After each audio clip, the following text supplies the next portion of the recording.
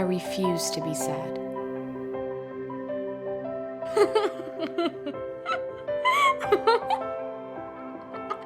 Girl, you're crazy.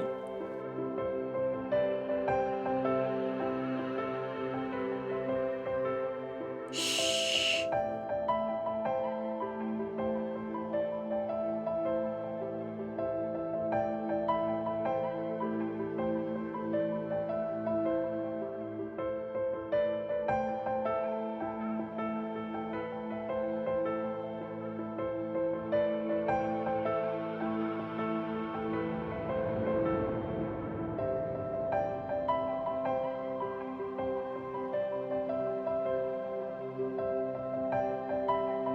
This is Rebecca. She's going to share with us what God has been doing in her life.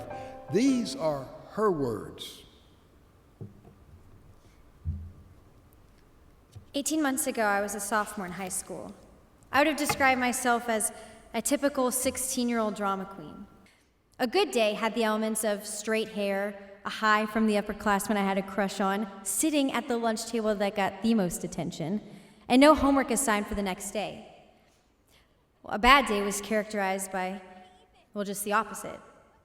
The drama that unfolded each day was as necessary to our group of friends as food and water. If it didn't develop naturally, we would create it. My 16th birthday also gave me something I had wanted: freedom and independence from my mother and father. Rules did not apply to me. I'm not sure what happened, but I let loose and went crazy. My friends and I started partying, staying out late, sneaking out at all hours of the night. A year later, I received a medical diagnosis that brought my world crashing down around me. I remember that moment so vividly, almost as if it were yesterday. Rebecca, we feel that the best course of action is chemotherapy.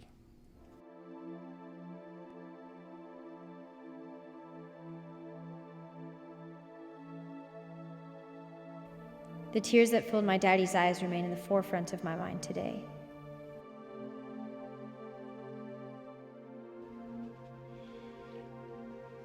Sweetheart, I know this sounds scary.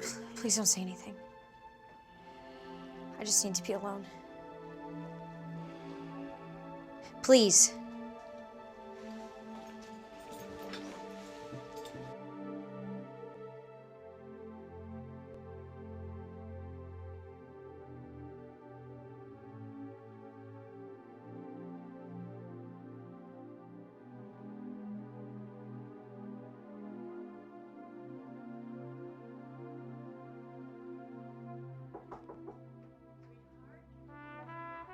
Please go away.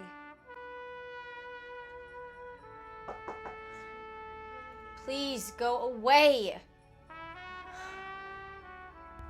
I had never faced a fear like I had that day. Rhabdomyosarcoma, a rare adolescent cancer in the soft tissue of my muscle and lymph nodes, was what I was faced with. The tunnel I seemed to be put in was black, and I couldn't see the light at the end.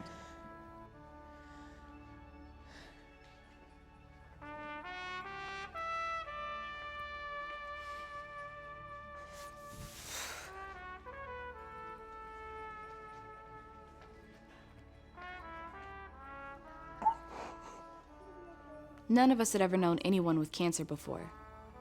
We didn't really know what to expect. But what we did know was that we loved Rebecca.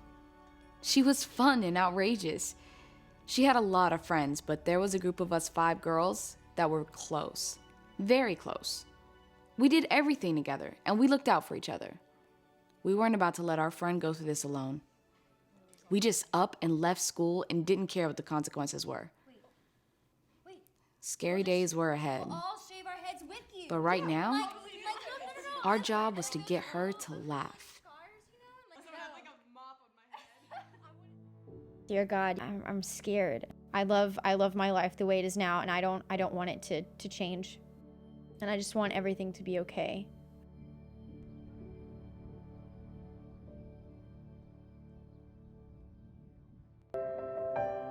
I stayed with her for 3 days.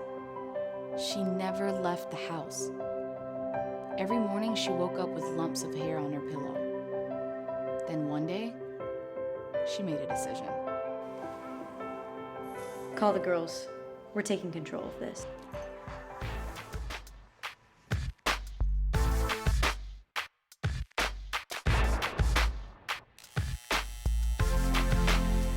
She took control, all right. The cancer was not going to rule. Rebecca began to spend more and more time with God. Not all of a sudden, but gradually her idea of what was important began to change. People became her passion. She wanted them to know that they were important and loved. Hi, Rebecca. Hey, little man, how's it going? Good. You want to play? Of course I do. Oh, honey, are you sure? Yes. Hey, are we still getting married? You wouldn't lead a girl on, would you? No, I told you. When I'm done with my operation, we can go over to Wally World with the cool playground inside. We're all faced with challenges in life. We have a choice as to how we react. We can be bitter, feel sorry for ourselves, run to God, or even run away from God. Sometimes I could see her struggling between the old Rebecca and the young woman she was maturing into. I'm so sorry. Please just watch your leg next time. Watch the leg. Everyone watches these legs! But there was something about who she was becoming that drew people to her. She didn't talk about herself. She was genuinely interested in others. Come look. Oh my goodness. 7 months ago, upon checking in for my last chemo, another tumor was found. I might not understand what God is doing in my life, but I have to trust Him and depend on Him. I learned that the hard way. Jesus, it's not about me. It's about you. I give you complete control of my life. I want whatever time I have left in this world to be about you and your amazing love. I want to live for you. High school was over, and so was the melodrama. But the news that the cancer was continuing to gain momentum kept coming. I watched Rebecca make the most of every encounter she had with people. She never complained to us about how bad she felt or expressed anger over having to go through this. Not one time did we ever hear her or her parents ask why. My family's Muslim, and we don't talk about God the way her family does, but I saw her relationship with God take her fear away. If I don't make it, I don't want you to be sad. I don't want anybody to be sad. I want it to be a celebration, with lots of colors and balloons. Oh, and my hair. I'll be anxious for it to grow out, but it has been a luxury to not have to deal with it. I just put on one of my 6 or so different wigs and away I go. I know that God does not make mistakes, and as much as I would have never chosen this path to go down, I cannot imagine my life without it. What God has done for me is supernatural. The person I am now is the person I want to be. God has blessed me with a journey that began with pain and suffering, but has led to peace and joy beyond comprehension. And for that, I am thankful. The apple of everybody's eye and the drama queen would echo in the senior year of her life the words of the Apostle Paul. I've never known anyone else that left as big a mark on others. Is all I have, and all 3,000 people came to say goodbye to my friend. and I give it all to you. It's my fragrant oil, it's my costly perfume. I take my alabaster box and I break it open. Let the fragrance arise. I will always miss her. But I refuse to be sad. She wouldn't want me to be. Fragrance arise. La la la la.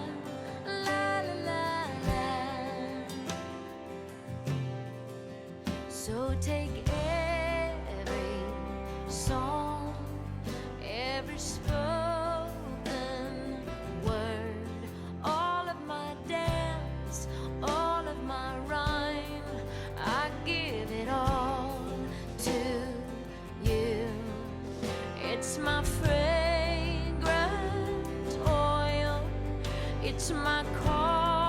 heavenly perfume.